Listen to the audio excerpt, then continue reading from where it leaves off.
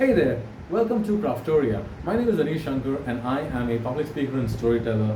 I've made this channel for those of you who want to improve your public speaking and storytelling skills. Welcome to the channel. Today we're looking at a certain topic, and funnily enough, ironically enough, this is a question I get from everyone, is how do you select a topic, right? Most people struggle with it. They don't know what to speak on. They tend to procrastinate. The blank page really drives them crazy. Panic attacks, and then finally what happens on the day, you just decide, okay, I'm going to take the safest topic or something that you didn't really thought about, and you flip through a speech. Right? A lot of people struggle with this, and they come to me asking, hey, what can you do? How do you make this better? Right? And the secret really is that you prepare well in advance. And for a topic, you always have to understand there are two sources from which topics for your speeches can come. The first source is the external sources. The external sources are essentially newspaper articles.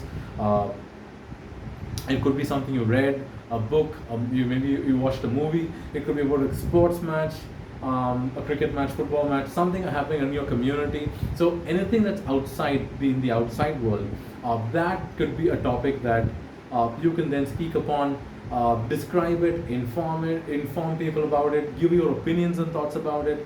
And yeah, that's the external sources. Then you have the internal sources. So internal sources is really about you as a person, right? Your relationships, people you know, the places you grew up, the things you love to do. It's about your experiences and what you learned.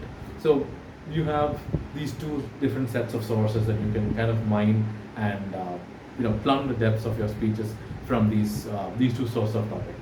Now, external topics, now they're really good because they're ready-made, because let's say you read an article, you have a head start as to what the article describes. If you saw a movie, you have the content of the movie, the actors, the scenes, the climax, all that is ready for you to speak on or give an opinion about. You don't have to really reinvent the wheel. You already have a base to start with. So that's what's great about external topics. The problem is with external topics is sometimes the opinions you give or what you speak about may not carry conviction and credibility because you are not an expert in this area, right? And so it's very impersonal. People may say, well, what's to differentiate you between your take on a certain news topic versus 100 other takes on the internet, right? So that's always a problem. But with internal topics, now that's really where it's authentic and unique, because you're talking about your own experience, and even if this experience has happened to somebody else, your reaction may be very different in how you take it. So when you talk about yourself, the great thing is, one, is credible and it is very authentic. And I think today people love authenticity, right? And so, but the challenge with internal topics always is that you have to write, even though it's about you need to be collected and write from scratch, right? So those are kind of the pros and cons of choosing between external and internal topics. Now, based of course on what the event is, the theme, the audience profile, you may want to choose between a good set of internal and external topics. What I try to do, of course, is always try and marry the two, and we'll see that in a later video how we can do that.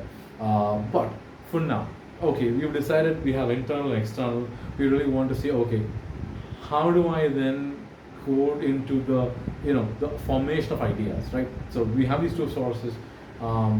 If you want to focus on external topics, the quickest way, of course, is to read the newspaper of the day, go to social media and see what are the trending topics. That's one way of looking at it. But it's a very shallow way and might work for some immediate purposes. The way I would like you to do, if you want to look at external topics, is to have a journal. It could be a physical one or an online one. But every day when you read the newspaper, start making notes. Look at the topics that attract you, start writing it down, and put some a summary of what happened and events. What you'll find over a period of time is you will start having a body of knowledge, not just about current events, but a progressive set of developments. So it could be, how has, let's say, if you've been doing this for 4 to 5 years, you can actually compare and contrast. Let's say I live in Kochi and there's a metro here, and you can actually compare Kochi metro to the Delhi metro to the Bombay metro. How has it evolved over time, because you have kept on reading and learning about the different things that are happening across India. So that's one way of looking at it. So you build a journal of these kind of like news excerpts. You can have a book of book reviews and movie reviews, music reviews if you like music, whatever your interests are in the world outside. Have a journal, do it every day.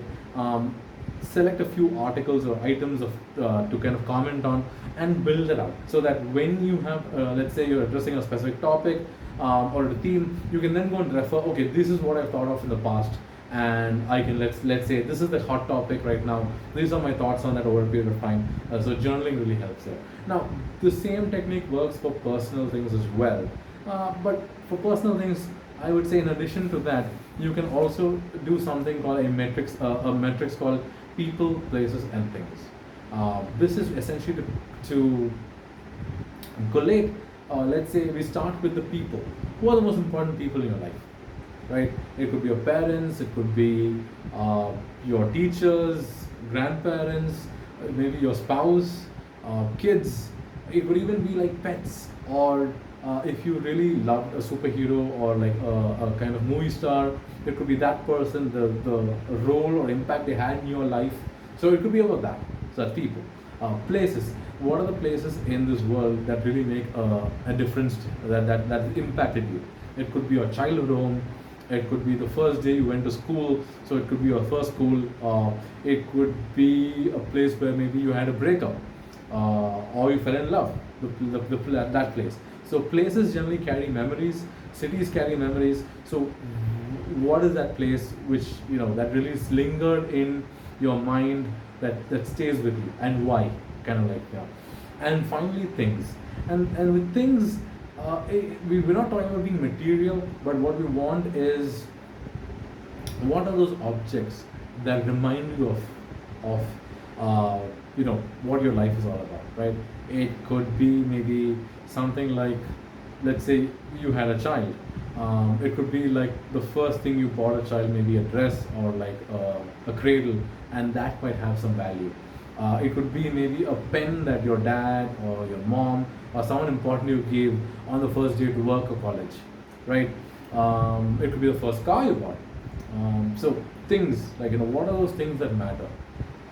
You make a list of this, and in this you will find connections or threads that will help you read a speech topic. So this is how you arrive at ideas for your speech topics.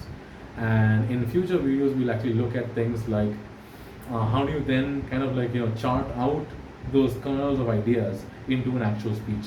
So we'll look at that next lecture, the session, and thank you for watching. See you next time.